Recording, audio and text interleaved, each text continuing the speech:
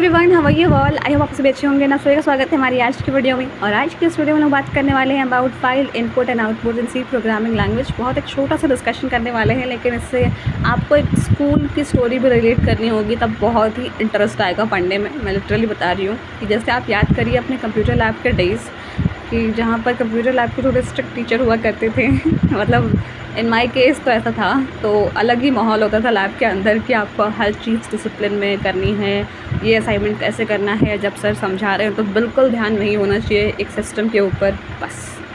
तो ऐसी बातें तो होती हैं। ये स्टोरी का थोड़ा इंट्रो पार्ट है। मेन स्टोरी तो ये है कि जब भी कुछ असाइनमेंट मिलता था अलॉटेड कंप्यूटर्स पर, allotted computers in the sense कि सर देखते थे ना कि यहाँ पर जाके बैठो 2 लोगों का ग्रुप, कि तुम लोग को इस कंप्यूटर पर करके अपना काम करना है एक साथ बैठकर। ऐसे ही सभी को मिलते थे। तो जब अपना असाइनमेंट डन कर रहे होते थे, मतलब जो भी टास्क सर ने दिया हो कि आज ये समझाया है तो ये करके दिखाओ, सबके कंप्यूटर पे 1 बाय 1 चेक करेंगे। अगर नहीं हुआ है तो फिर आगे का प्रोसेस आई थिंक हम सभी को पता है, बट उस पर नहीं जाते हैं। बट असाइनमेंट के बीच में पहुंचते हैं कि असाइनमेंट कर रहे हैं हम सभी, और अचानक से लाइट चली जाती है, लैब का पावर कट हो जाता है सिर्फ कुछ मिनट्स के लिए।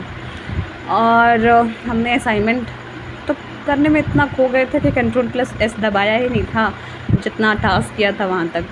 तो सर की एक अलग डांट अपने कानों तक पहुँचती है कि क्यों नहीं किया था, क्योंकि तब तो पावर कट हो जाने से जितना भी काम आपने अपने सिस्टम पे किया है, अगर आपने Ctrl+S नहीं दबाया था, वो सेव नहीं हुआ था, तो वो सारा इरेज हो जाएगा। अब जब दोबारा से लाइट आती है, पावर आता है, तो फिर वापस से वही सारी मेहनत करनी होती है, और इस बीच बहुत सारा डांट खाना पड़ता है। बट कोई नहीं, ये थोड़ी स्टोरी थी। आई थिंक इससे जब रिलेट करके समझेंगे आगे का टॉपिक तो बहुत ही इंटरेस्टिंग वे में समझ आएगा और बहुत लंबे समय तक माइंड में याद रहेगा। भूलने का कभी कोई ट्राई नहीं होगा, क्योंकि ये स्टोरी है ही ऐसी कि सबके साथ आई थिंक हुआ ही होगा। अब स्टोरीज़ तो सुन ही लिया है, लेकिन आप मेन टॉपिक पर आते हैं कि जो भी टास्क हम लोग कर रहे थे अपने सिस्टम पर पावर कट होने से पहले, वो कहीं ना कहीं तो स्टोर थी। तभी हमें स्क्रीन पर डिस्प्ले हो रहा था कि ये चीज़ हमने कर ली है। भले ही हमने Ctrl+S नहीं दबाया था, बट फिर भी शो हो रहा था ना अपने स्क्रीन पर। तो वो आपका होता है स्टोर कुछ मोमेंट्स के लिए रैम में, यानी रैंडम एक्सेस मेमोरी में, जिसका नेचर होता है वोलेटाइल। और अगर आपने पहले 2 बार डांट खा ली थी सर से और थोड़ी होशियारी करके Ctrl+S दबा दिया था, या दबाते जा रहे थे जब आप अपना टास्क करते जा रहे थे हर एक स्टेप पर, तो आपका कुछ पोर्शन ऑफ डेटा या जहाँ तक आपने पावर कट होने से पहले काम किया था वो सेव्ड होगा कंप्यूटर में किसी न किसी एक फ़ाइल के अंदर। ओके, तो वो आपका परमानेंट स्टोरेज होगा। वो जब तक आप खुद से ना चाहें वो डिलीट नहीं होगा कंप्यूटर से खुद ब खुद। तो वो आपका स्टोर होता है रोम में, that is read only memory, और वो होता है आपका नॉन वोलेटाइल नेचर का।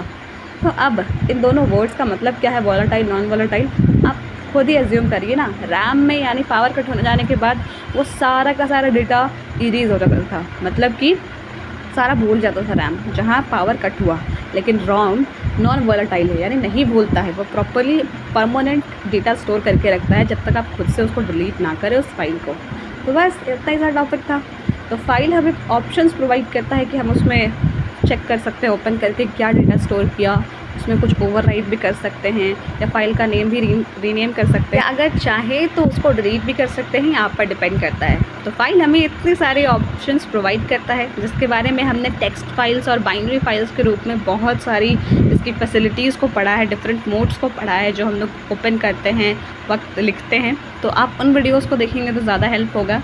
एंड यही था बस एक छोटा सा डिस्कशन। आई थिंक अगर आपके साथ भी ये स्टोरीज़ हुई हैं कंप्यूटर लैब में पावर का कट हो जाना और सारा डेटा इरेज हो जाना, फिर उसके बाद डांट पड़ना, तो प्लीज़ मुझे कमेंट्स में बताइए।